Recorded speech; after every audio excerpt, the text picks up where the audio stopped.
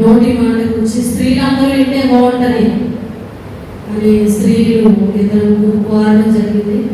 సరే అవకాశం ఇచ్చినప్పుడు చెప్పాలనుకున్న భాషలు కూడా నాకు అవకాశం ఇచ్చారు. ఇచ్చిన సమయాన్ని బట్టి దేవునికి దైవజనుడికి నా వాక్యం నా ద్వారా మాట్లాడుతున్న దేవునికి మీకు కూడా హృదయపూర్వకంగా తెలియజేస్తుంది. హల్లెలూయా. వినేవారికి విన్నవారికి కొంచెం బోరుగా ఉండొచ్చు, అయినా దేవుడు కొత్త కోణంలో మీతో మాట్లాడడం కాక ఆమేన్. విన్నాం కదండి, అశ్రద్ధగా ఉంటుంది, విన్న వాక్యమే కదండి, అశ్రద్ధగా ఉండవద్దు. దేవుడు మీకు నూతనమైన ప్రత్యక్షతను వాక్యం ద్వారా అందించుగాక. ఆమేన్. యాకోబు పత్రిక 1:19 ధ్యానం చేద్దాము. యాకోబు పత్రిక 1:19.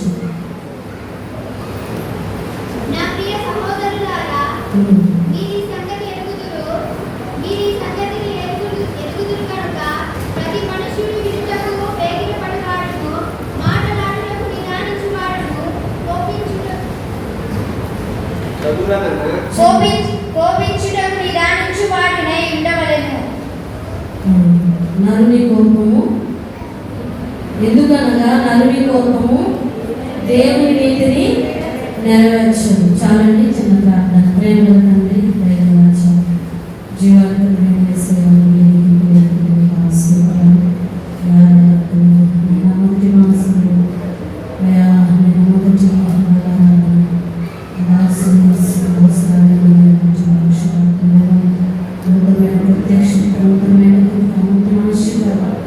నూతనమైనటువంటి జీవం అభిషేకం నన్ను వాడుకుంటారు. నా మాటలు వ్యర్థమైన మాటలు అయా నా నోటికి రాకుండా జీవం అభిషేకం మీ మాటలు నా నోటి నుండి జీవజనాన్ని ప్రవహించినట్టుగా సహాయించండి.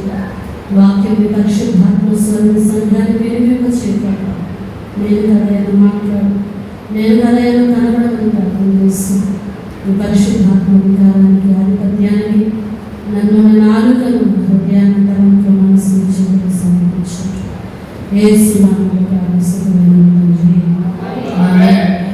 యాకోబు పత్రికలో 1:19 యాకోబు మాట్లాడుతున్నాడు. ఏమంటే, కాగా నా ప్రియ సహోదరులారా, ప్రతి మనుషుడు వినడానికి వేగిర పడువాడు, మాట్లాడుటకు నిదానించువాడు.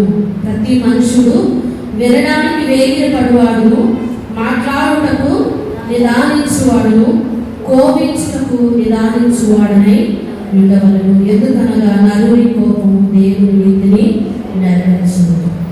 ఇక్కడ దేవుడు చెప్తున్నటువంటి మాట ఏంటంటే, ప్రతి మనుషుడు కలిగి ఉన్నాడు. ఏ విషయాల్లో తొందర ఉండాలి, ఏ విషయాల్లో తొందరపాటు ఉండకూడదు, ఏ విషయాల్లో ఆసక్తి ఉండాలి, ఏ విషయంలో మనం నిదానంగా ఉండాలని ఇక్కడ యాకోబు తెలియజేస్తూ ఉన్నాడు. ఏమనంటే, మాట్లాడడానికి ఏముండాలంట? నిదానం ఉండాలంట. కోపించడానికి కూడా ఏముండాలంట? నిదానం ఉండాలంట. వినడానికి మాత్రం వేగిరి పడాలంట. వినడానికి ఏముండాలంట? ఆతృత ఉండాలి, ఆసక్తి ఉండాలి. వినడానికి వేగిరి పడే వారిగా మనం ఉండాలి. మాట్లాడడానికి మనం ఏమై ఉండాలి? నిదానించే వారమై ఉండాలంట. అందుకే దేవుడు మనకి ఒక నోరు ఇచ్చాడు, 2 చెవులు ఇచ్చాడు. ఒక నోరుతో మనం మాటల విషయంలో నిదానంగా మాట్లాడాలని. ఎక్కువ మాట్లాడితే ప్రమాదాలు జరుగుతాయి. అనవసరమైన మాటలు, వ్యర్థమైన మాటలు మాట్లాడడం ద్వారా లేనుకొని నష్టము, కష్టాలు వచ్చి, సమస్యలు చిక్కుకుపోయే పరిస్థితులు ఉంటాయి. కనుక ఎక్కువ మాట్లాడడం ద్వారా దేవుడు వాక్యం చెప్తుంది, విస్తారమైన మాటలు ఏముంటుందంట? దోషం ఉంటుంది. విస్తారంగా నాకే మాట్లాడడం బాగా వచ్చు కదా అని విస్తారంగా మాట్లాడితేనంట ఆ మాటల్లో ఏముందంట? దోషం ఉంటుంది. అందుకే నీ మాటలకి ఏముండాలంటే హద్దు ఉండాలి. నీ నాలుగుకి హద్దు అనేది నీకు నువ్వుగా అది ఏర్పరచుకోవాలి. నాలుగుకి ఏముండాలి? హద్దు, లిమిట్ ఉండాలి. అందుకే గుర్రానికి కళ్ళెం వేసినట్టు యాకోబు పత్రికలు అంటాడు, మీ నోటి కూడా కళ్ళెము పెట్టుకోమంటాడు. నోటికి ఏముండాలంట? కళ్ళెం ఉండాలంట. గుర్రానికి కళ్ళెం వేసి యజమానుడు గుర్రాన్ని తన స్వాధీనంలో ఉంచుకుంటాడు. అట్లానే నీ నోటికి నోటిని నువ్వు అదుపులో పెట్టుకోవడం ద్వారా నీ శరీరాన్ని నువ్వు అదుపులో నీ స్వాధీనంలో ఉంచుకున్నవారు అవుతారు. అందుకే విస్తారంగా ఎక్కువగా మాట్లాడకూడదని దేవుని వాక్యం చెప్తుంది. వినడానికి ఎక్కువగా వేగిరపడాలంట. యెహోవా యందు భయభక్తులు కలిగిన వారు మాట్లాడుకుంటుండగా యెహోవా ఏం చేస్తాడంట? చెవి యొక్కి ఆలకిస్తున్నాడు.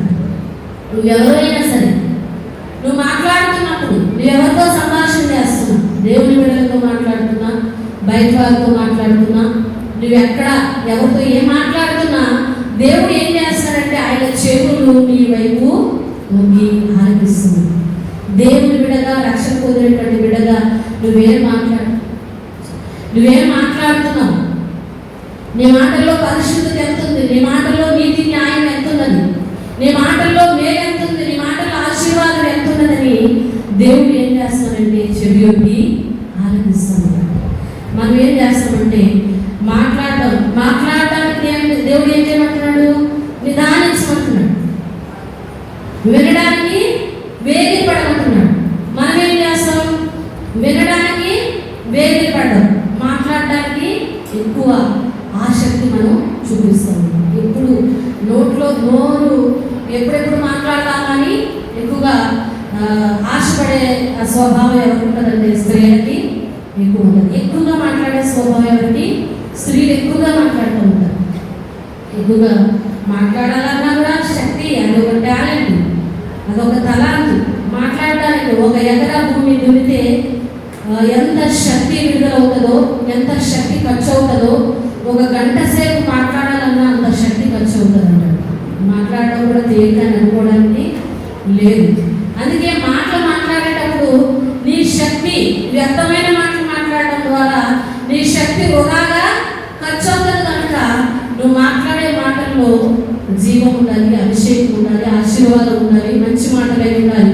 ఆ మాటలు మాట్లాడితే దేవుని శక్తి అక్కడ విడుదలవుతుంది. కనుక దేవుని కార్యాలు జరుగుతాయి. కనుక నువ్వు మంచి మాటలు మాట్లాడితే నీకు ఆశీర్వాదం అని దేవుడు ఏం చెప్తున్నాడు? వినడానికి వేగిరపడాలని, మాట్లాడడానికి నిదానించాలి. అందుకే ఒకే రోజు దేవుడు మనకి అనుగ్రహించాడు. ఒకే రోజు ఉంటేనే ఈ నోటి మాట ద్వారా ఎన్నో ప్రమాదాలు జరుగుతూ ఉన్నాయి.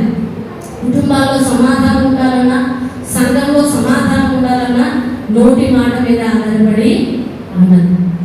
ఈ సంఘంలో మంచి సమాధానకరమైన వాతావరణం ఉండాలన్నా, భార్య భర్తల మధ్యలోనైనా, తల్లిదండ్రులు పిల్లల మధ్యలోనైనా సమాధానం ఉండాలంటే నీ నోటిని చాలా జాగ్రత్తగా ఆచితూచి, నోటిని చాలా జాగ్రత్తగా అదుపులో పెట్టుకుని మాట్లాడాలి. నా భర్తే కదా అని ఇష్టం వచ్చినట్టు మాట్లాడాలనుకో, నా భార్య కదా ఇష్టం వచ్చినట్టు మాట్లాడితే, నా తల్లిదండ్రులే కదా ఇష్టం వచ్చినట్టు మాట్లాడితే ఆ నోటి మాటల యొక్క ప్రభావాన్ని తర్వాత అందుకే నోటి ఫలము ఉంటుంది. ఏదైనా నోటి మాట ఎవరైతే మంచిగా మాట్లాడగలుగుతారో, సమాధానకరమైన మాటలు మాట్లాడగలుగుతారో ఆ కుటుంబంలో ఎప్పుడు సమాధానం ఉంటుంది. నోటిని అనవసరంగా తొందరపాటుతో వాడడం ద్వారా, నోటిని తొందరపాటు మాటలకు వినియోగించడం ద్వారా ఒక్కసారిగా ఉండే మంచి వాతావరణం కుటుంబంలో కావచ్చు, లేదా ఎక్కడైనా కావచ్చు, ఒక చిన్న మాట అనేక అనార్థాలని ఆపివేస్తుంది. ఒక చిన్న మాట అనేకమైన సమస్యలు కూడా తీసుకువస్తుంది.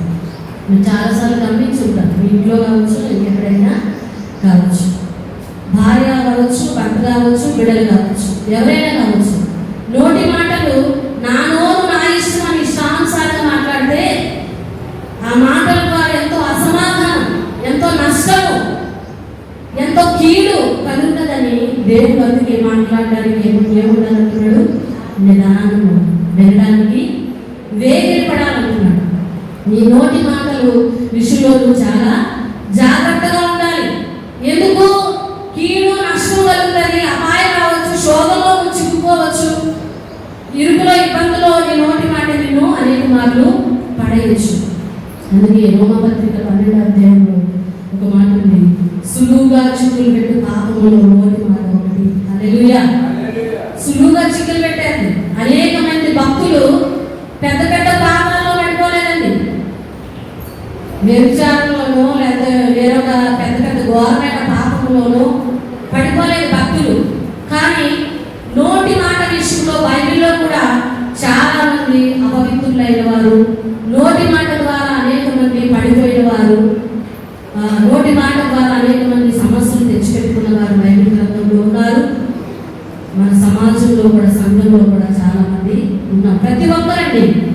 దైవజనులు పడిపోతారు నోటి మాటలు, విశ్వాసులు పడిపోతారు నోటి మాటలు.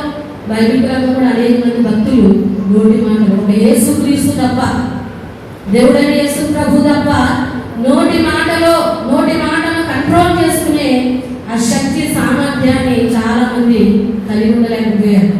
పెద్ద పెద్ద పాపాలను జయించగలిగారు, కానీ సులువుగా చిక్కులు పెట్టు ఆ చిన్న పాపాన్ని జయించలేకపోయారు. ఎందుకంటే దేవుడే చెప్తున్నాడు యాకోబు పత్రికలో, నాలుకను సాగు చేయడం ఎవరి తరము? దేవుడు తప్ప. నాలుకను కంట్రోల్ పెట్టుకోగలిగింది దేవుని వాక్యం నీ హృదయంలో సమృద్ధిగా ఉంటేనే, దేవుని వాక్యాన్ని నువ్వు సమృద్ధిగా నువ్వు అప్పగించుకుంటేనే దేవుని భయం నీ కళ్ళ ఎదుట. ఎంత కూడా 36 గంటల్లో మనం చదువు, దేవుని భయం ఎక్కడ ఉండాలంట? నీ కళ్ళ ఎదుట ఉండాలి. నీ కళ్ళ ఎదుట దేవుని భయం ఉన్నప్పుడు నోటి మాటలో కూడా నువ్వు చాలా జాగ్రత్తగా ఉంచాలి. ప్రతి చిన్న విషయంలో దేవుడు నీకు సహాయం చేయాలని ఎలా ఆశపడతాడో, ప్రతి చిన్న విషయంలో నువ్వు దేవునికి సరైన రీతిలో ప్రవర్తించాలని దేవుడు ఆశపడతాడు.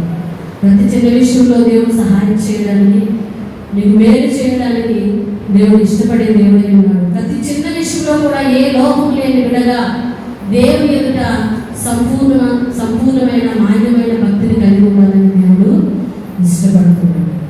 హల్లెలూయా. అందుకే నోటి మాట విషయంలో మనం చాలా జాగ్రత్తగా ఉండాలి. ఎందుకంటే సులువుగా చిక్కులు పెట్టేది నోటి మాట. ఏం చేస్తుందా? సులువుగా చిక్కులు పెట్టేది. చిక్కులు అంటే చూడండి, స్త్రీలు జడేసుకున్నప్పుడు చిక్కు పడితే అది తీయడం చాలా చాలా కష్టంగా ఉంటుంది కదా. పెద్ద పెద్ద తాడుతో కట్టిన దాన్ని ఇవ్వడం చాలా తేలిక, కానీ చిన్న దారాలను చిక్కులు పెడితే తీయడం చాలా కష్టంగా ఉంటుంది. అవునా కదా?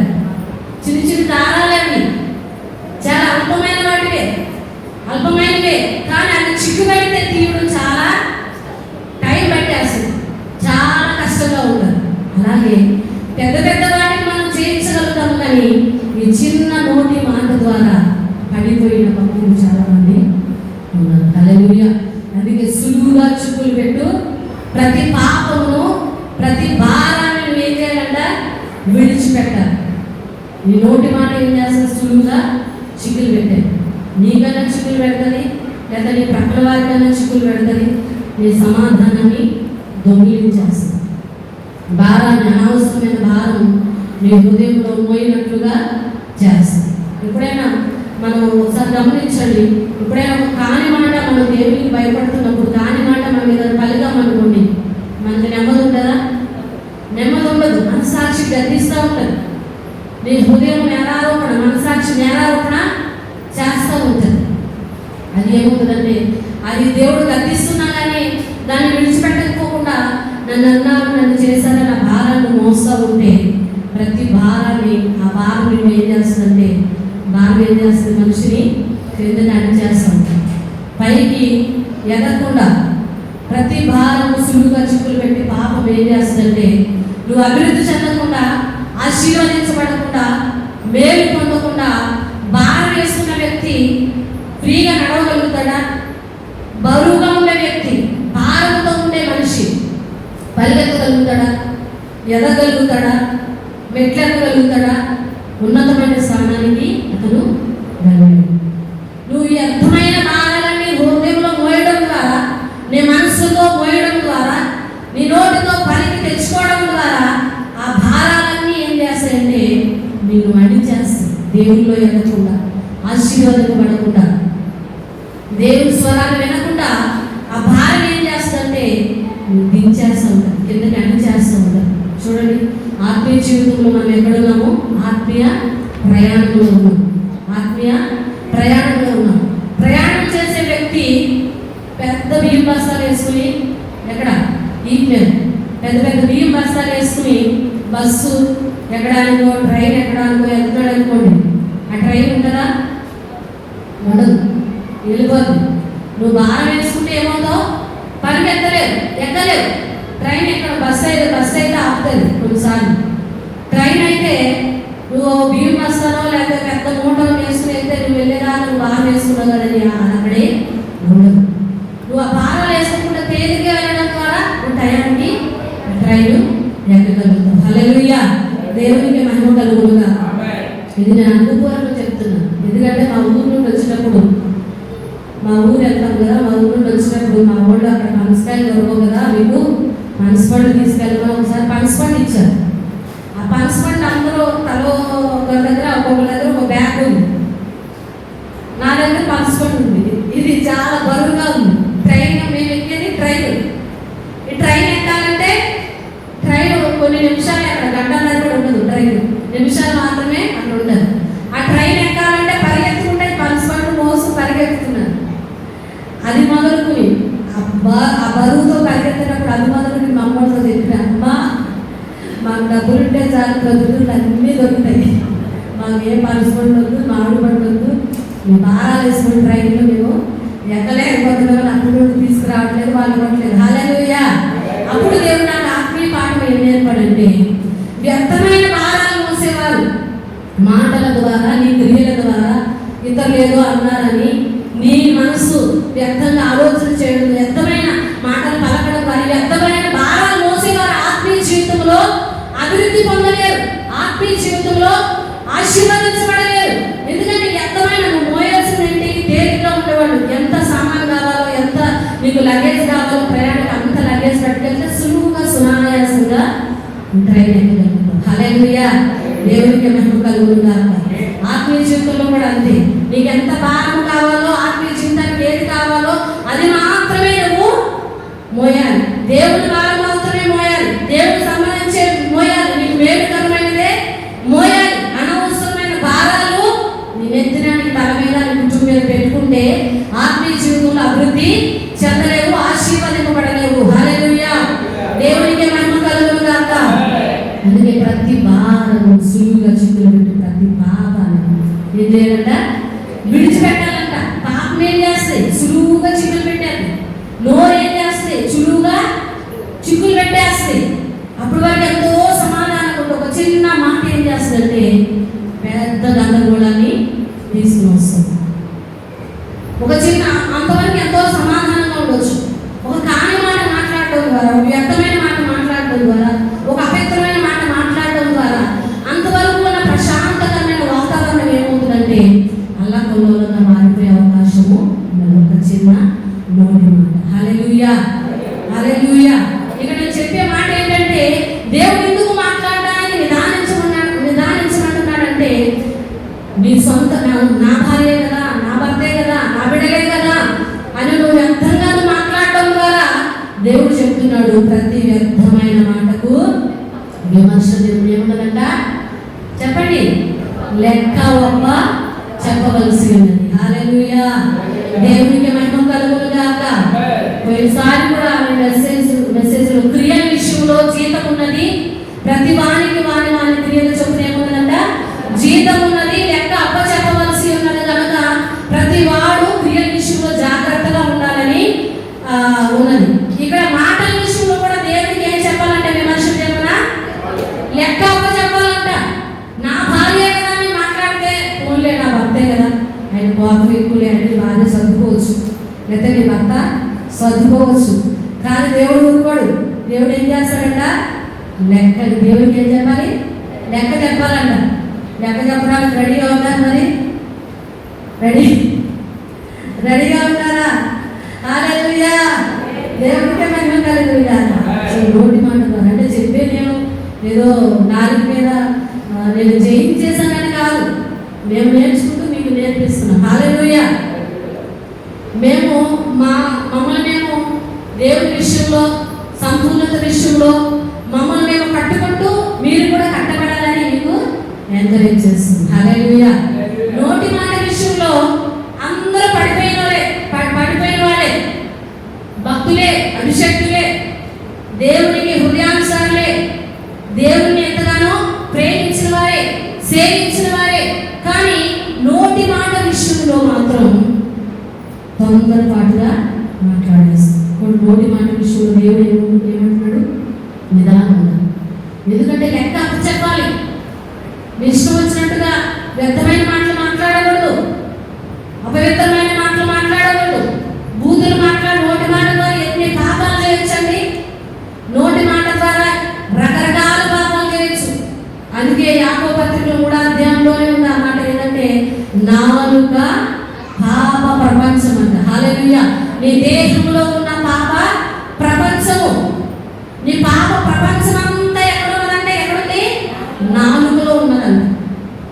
అందుకే నీ నాలుకను ఎవరైతే నాలుకను అదుపులో పెట్టుకోగలుగుతారో, ఎవరైతే నాలుగు విషయంలో పొదుపుగా వాడుకుంటారో, మాటల్ని జాగ్రత్తగా వాడుకుంటారో, వారు శరీరం అంతా కూడా ఏం చేస్తారంట? స్వాధీనపరుచుకున్న శక్తి గలవారు అవుతారు. హల్లెలూయా. దేవునికి మహిమ కలుగునుగాక. నీ నోటి మాటలు అదుపులో పెట్టుకోగలిగిన ఆ సామర్థ్యము, ఆ శక్తి నీకుంటే కనుక నీ శరీరాన్ని అంతటిని కూడా ఏం చేస్తామంటే అదుపులో పెట్టుకోగలుగుతామన్నమాట. పరిపూర్ణత నొందిన వాడు అవుతామన్న. హల్లెలూయా. అందుకే అక్కడ మత్తయి సువార్తలో కూడా ఒక మాట, నీ నోటి మాటలు బట్టి నీవు నీతిమంతుడవని, నీ నోటి మాటలు బట్టి నీవు అపరాధుడని తీర్పు పొందుదు అంటున్నాడు. అక్కడే ప్రతివాడు వారి మాటలు చొప్పున లెక్క అప్పచెప్పాలని కింద వచ్చుకుంటూ ఉంటుంది.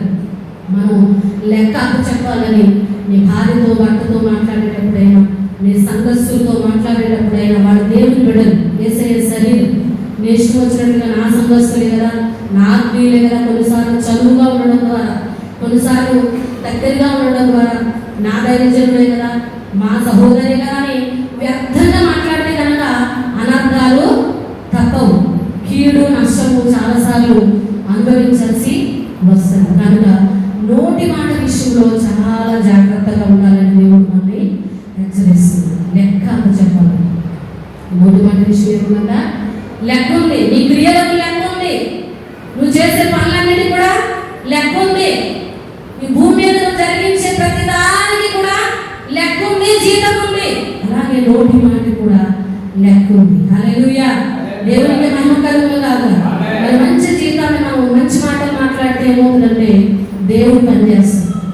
నువ్వు నోటి మాటతో మంచి మాటలు మాట్లాడటం ద్వారా, విశ్వాసపు మాటలు మాట్లాడటం ద్వారా, జీవం కలిగిన దేవుడి మాటలు మాట్లాడటం ద్వారా దేవుడు పనిచేస్తాడు. ఒక విశ్వాసపు మాటలు మాట్లాడితే దేవదూతలు అక్కడ పనిచేస్తాయి. ఒక అవిశ్వాసపు మాటలు మాట్లాడితే అక్కడ అవిశ్వాసాన్ని క్రియారూపం చేయడానికి సాతాను దూతలు అక్కడ పనిచేస్తాయి. అందుకని నువ్వు వ్యర్థమైన మాటలు కానీ, అపవిత్రమైన మాటలు కానీ, నోటి మాట కానీ ఎన్నో పాపాలు దూషించడం, ఇతరులు శపించడం, ఇతరులు తక్కువ చేసి మాట్లాడడం, కించపరచడం,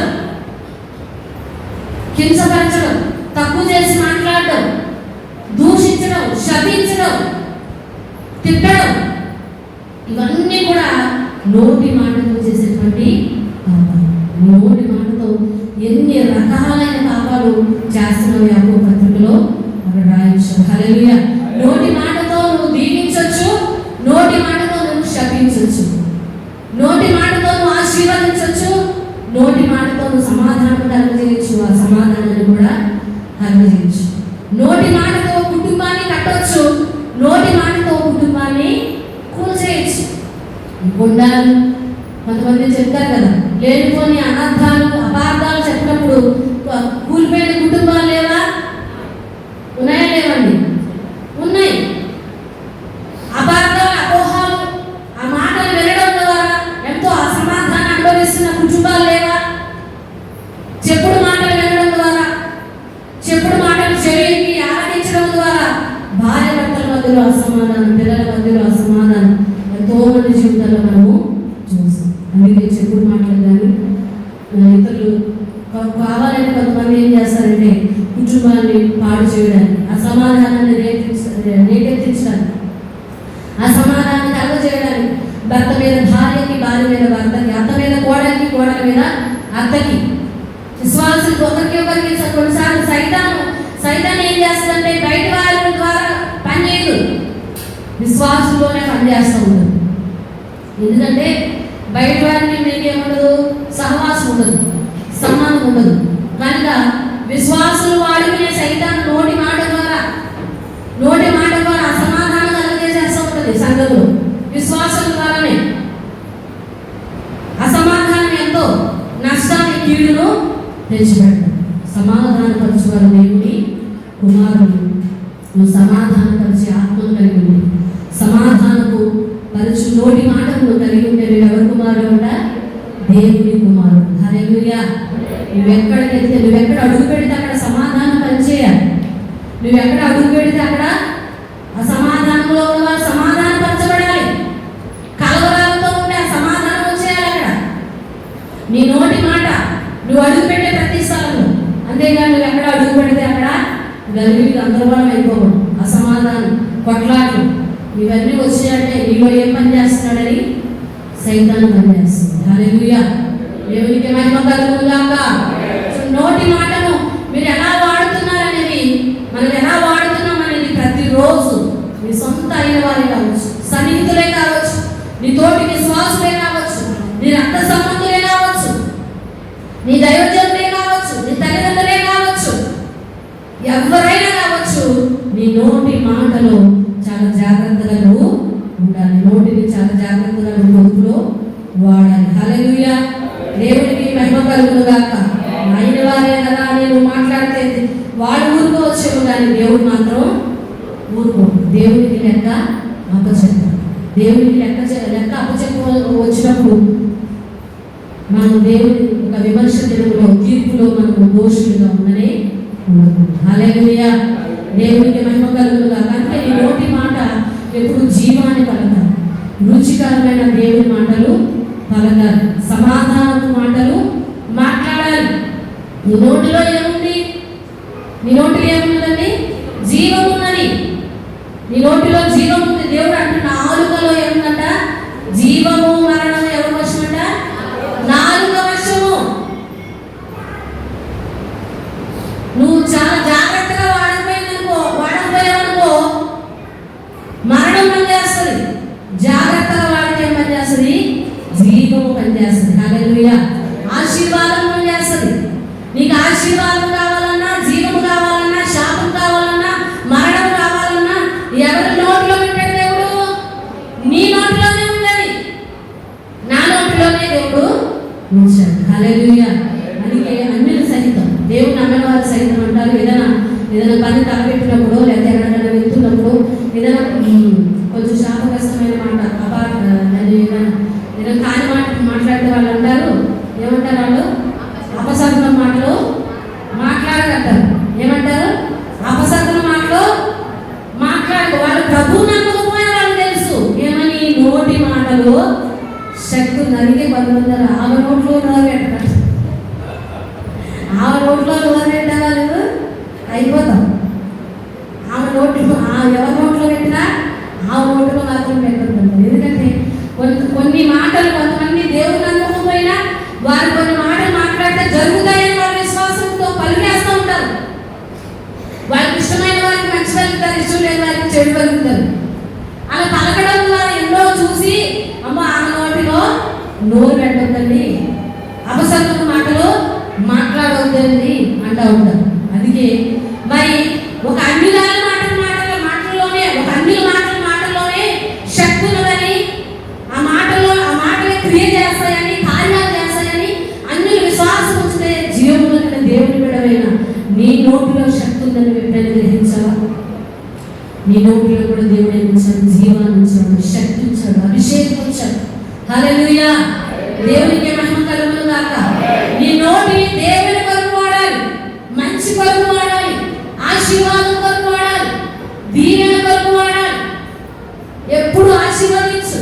నేను ఎవరైనా శపించినా కానీ ఏం చేయాలి? నువ్వు ఆశీర్వదిస్తానే ఉండాలి. ఎవరైనా నువ్వంటే కడగవారు, నువ్వంటే గిట్టవారు నిన్ను శపించినా నువ్వేం చేయాలి? దేవుడు నిన్ను దీవించును గాక. అంత సామాన్యంగా రాదు.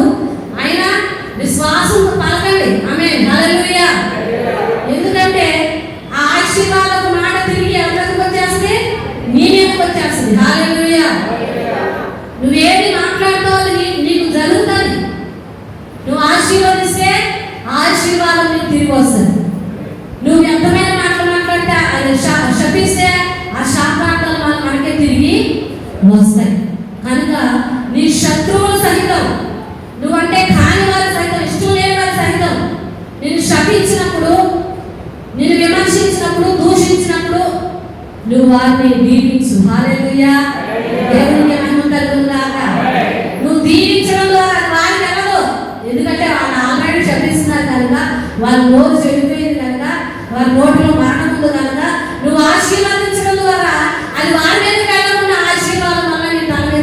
మీదకి వచ్చారు. హల్లెలూయా, దేవునికి మహిమ కలుగునుగా. అందుకే ఎందుకంటే నీలో లోపం లేకున్నట్లుగా, నీలో నోటి మాట ద్వారా పాపం లేకున్నట్లుగా నువ్వు ఇతరులు దూషించిన శపించిన వారిని దీవించాలి. హల్లెలూయా, దేవునికి మహిమ కలుగునుగా. అందుకే ఎప్పుడు మనం ఆశీర్వదిస్తూ ఉండాలి. దేవుని నమ్మిన బిడ్డలు, దేవుని ఆత్మ కలిగిన వారు, ప్రార్థనాత్మ కలిగిన వారు, దేవునితో సంబంధము సహవాసం కలిగిన వారు వ్యర్థంగా మాట్లాడతారని దేవుని అభిషేకం నోట్లో నుండి వెళ్ళిపోద్దు. అది నేను గ్రహించి చెప్తున్నాను.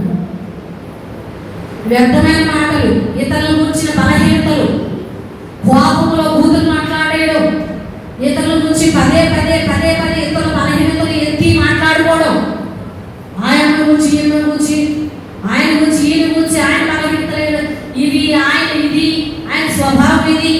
అంటే నేను చెప్పేది ఏంటంటే ప్రార్థన అవసరం కొరకు చెప్పొచ్చు, లేదా ఏదైనా సమస్య ఉంటే దాన్ని తప్పించడం కొరకు చెప్పొచ్చు, వారికి మేలుకరంగా ఉన్నట్లుగా, లేదా ప్రార్థన సహాయం కొరకు చెప్పొచ్చు. కానీ కావాలని చెడు ప్రచారం చేయడానికి, కావాలని నొప్పించడానికి, కావాలని సమస్యలో ఇరికించడానికి, ఇబ్బంది పెట్టడానికి మాట్లాడితే కనుక ఆ ఇతరుల గురించి యొక్క బలహీనతలను పదే పదే మాట్లాడటం నీకు ఆనందమైతే కనుక నీ నోటిలో, నీ తలలో ఉండే అభిషేకం పోతుంది. నిజంగా చెప్తున్నాను, నేను అనుభవించి చెప్తున్నాను. ప్రార్థన ఎక్కువగా ప్రార్థనలో కొన్ని సమయాల్లో నన్ను అనవసరంగా అపార్థం చేస్తున్నారు, ఇబ్బంది పెడుతున్నారని అన్నవారిని సైతం కూడా మనం అనకూడదండి. మనలో లోపం లేకపోయినా మనల్ని ఎవరైనా అన్నారనుకోండి, వాళ్ళు కూడా తిరిగి మనం అనకూడదు. అలా అన్నా కానీ ఏమవుతుందంటే మనలో ఉన్న జీవం అభిషేకాన్ని మనం కోల్పోయేవారుగా ఉంటాం. ఒకవేళ అపార్థం చేసుకున్నా, అపోహలు అపార్థాలు చేసుకున్నా మనం మంచినే మాట్లాడాలి, మంచినే మనము పలకాలి. అలా మాట్లాడడం ద్వారా నీ నోటిలో జీవజల నదులు, నీ హృదయంలో జీవజల నదులు ఉబ్బుకుతాయి. హల్లెలూయా, దేవునికి మహిమ కలుగునుగాక. ఇతరులు అపార్థం చేసుకున్నా పర్వాలేదు, ఇతరులను తప్పుగా అనుకున్నా పర్వాలేదు, కానీ నువ్వు మంచిగా మాట్లాడు, వారు మంచిగా కోరుకో, వారిని దీవించు, వారిని ఆశీర్వదించు. అది వారికి కాదు, నీకు గొప్ప లాభాన్ని తీసుకుని వస్తుంది. హల్లెలూయా, దేవునికి మహిమ కలుగునుగాక. నిన్ను కావాలని నొప్పిస్తున్నా తెలిసినా కానీ, నిన్ను కావాలని ఇబ్బంది పెడుతున్నారని తెలిసినా, నిన్ను కావాలని అవమాన పాలు చేస్తున్నారని తెలిసినా నువ్వు మంచిగా మాట్లాడు, విశ్వాసం మాట్లాడు. దేవుడు నీ నాలుకను అనేక మందిని స్వస్థపరచడానికి దేవుడు వాడుకుంటాడు. హల్లెలూయా, ఎందుకంటే దేవుడు ఏం చూడండి మన నాలుక కత్తిలాగా ఖడ్గంలాగా పనిచేస్తుందంట. అదే నాలుక మందులాగా కూడా, వ్యాధులు నయం చేసే మందులాగా కూడా పనిచేస్తుంది. నాలుక కూల్చేస్తుందంట, నాలుక కడతంట. హల్లెలూయా, నాలుక ఒక కుటుంబాన్ని కూల్చేయచ్చు, కుటుంబాన్ని కట్టచ్చు. నాలుక ఉన్న సమాధానాన్ని పాడు చేయొచ్చు. నాలుక ఎంత అసమాధానంలో ఉన్న ఒక మంచి దేవుడు వాగ్దానం పెట్టుకుని ఒక మంచి మాట మాట్లాడడం, ఓర్పుతో సహనంతో ప్రార్థనాపూర్వకమైన ఒక మంచి మాట